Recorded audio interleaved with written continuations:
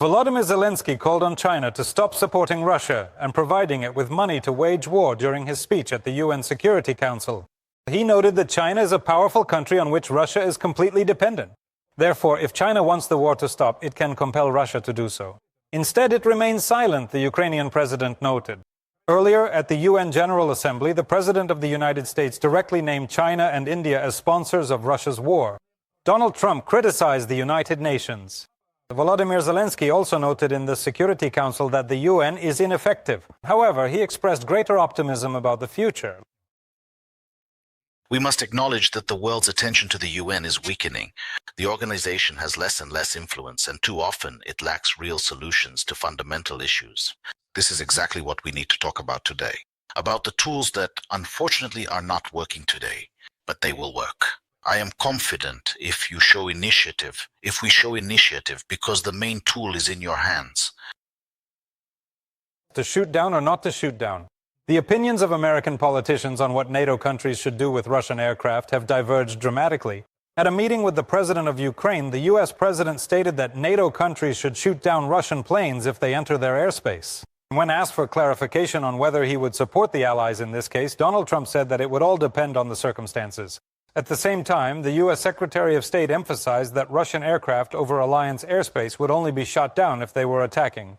Marco Rubio reminded how NATO now scrambles jets for interception, and this, according to the chief U.S. diplomat, is exactly what the alliance will continue to do.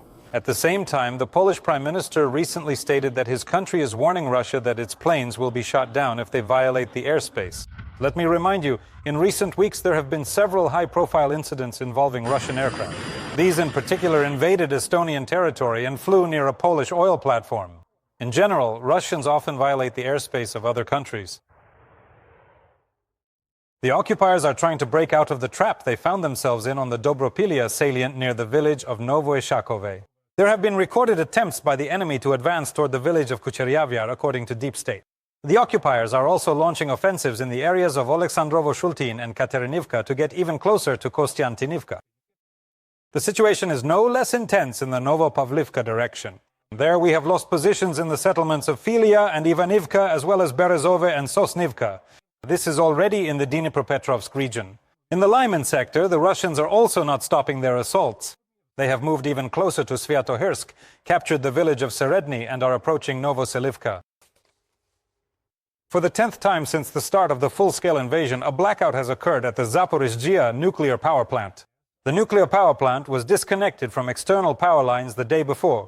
This was reported by Ukrenergo on Telegram. The company clarified that due to the incident, the plant switched to power from diesel generators. They promised to begin emergency repair work as soon as the security situation allows. Such a blackout is a serious violation of the plant's operating conditions and could lead to an accident.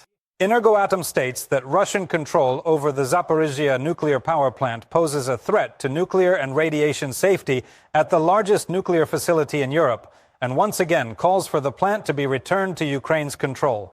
France, following a number of other countries, has announced its recognition of the state of Palestine. President Emmanuel Macron announced this from the podium of the UN General Assembly, provoking a strong reaction from the audience. A little earlier, two flags, the Palestinian and the Israeli, were displayed on the Eiffel Tower in central Paris as a gesture of peaceful initiative in the ongoing conflict in the Middle East. In addition to France, Belgium and Luxembourg have also joined the list of countries that have recognized Palestine. Previously, among others, Australia, the United Kingdom, Portugal and Canada had already done so. In Italy, however, whose prime minister did not take such a step, turbulent protests erupted in several major cities across the country. In particular, in Milan, young people smashed windows at the central station and clashed with the police. 10 people were arrested. 60 police officers suffered bruises or even more serious injuries. The Israeli Foreign Ministry has already criticized the recognition of Palestine, stating that it only escalates the conflict.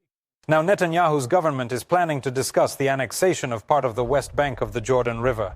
This is exactly what they threatened to do back at the end of the summer. This territory also belongs to Palestine. According to the borders defined by the UN, there are hundreds of thousands evacuated and many dead. Super Typhoon Ragasa is gaining strength. The disaster has already claimed 14 lives in Taiwan, and the number of missing has reached 100. Currently, the strongest cyclone of the year has hit Hong Kong and may affect southern China. It has brought with it heavy rains and strong winds. The wind speed at the center of the storm reaches 200 kilometers per hour. In Hong Kong, more than 700 flights have been cancelled, and the authorities have ordered locals to stay at home for now. In Guangdong province, which borders Hong Kong, the authorities have evacuated more than 770,000 people. If the destructive wind turns out to be as widespread as predicted, the number of evacuees could even rise to 1 million. Without the liberation of Crimea and the return of all occupied territories, Ukraine will not regain its sovereignty. Representatives of our country will speak about this during the 5th summit of the Crimea platform. These plans were announced on the United News Marathon broadcast by the President's representative in Crimea, Olha Kurishko. The event is scheduled to take place today, September 24th, on the sidelines of the UN General Assembly Summit. Participation has already been confirmed by about 50 countries and international organizations. According to Kurishko, the liberation of the Autonomous Republic is one of the ways to protect Europe from Russian aggression.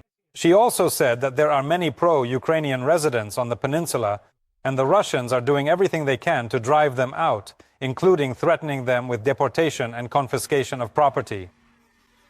What we saw immediately after the full-scale invasion, and in fact what we are still observing now, is the growth of resistance that is taking place in Crimea.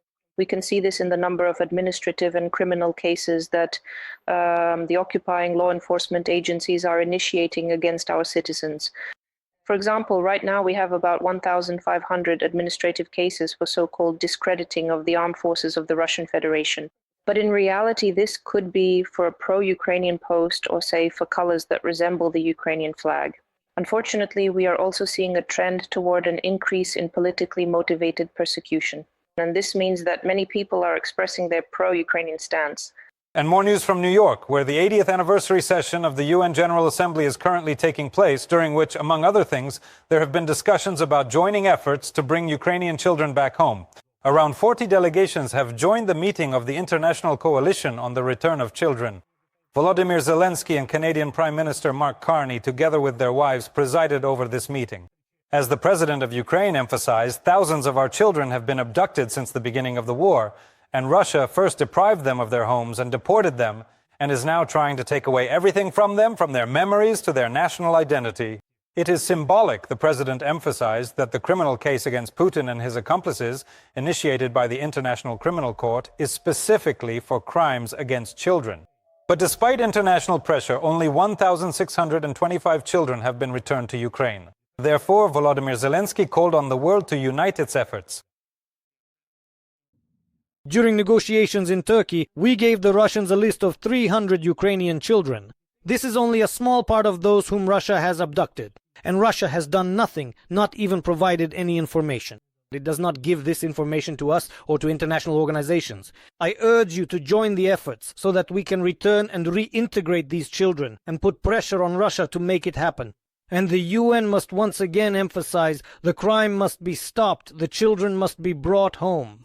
If even a single innocent child were tragically abducted, we would undoubtedly be outraged and demand immediate justice for them.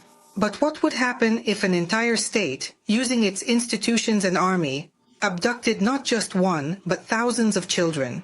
We cannot allow such crimes to become mere statistics.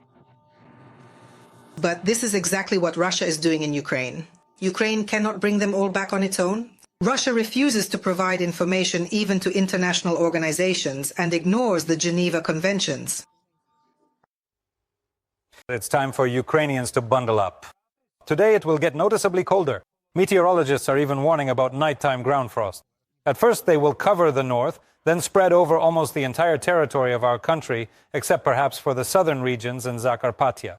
During daylight hours it will be a bit warmer, around 13 degrees above zero, with occasional short-term rain in some places.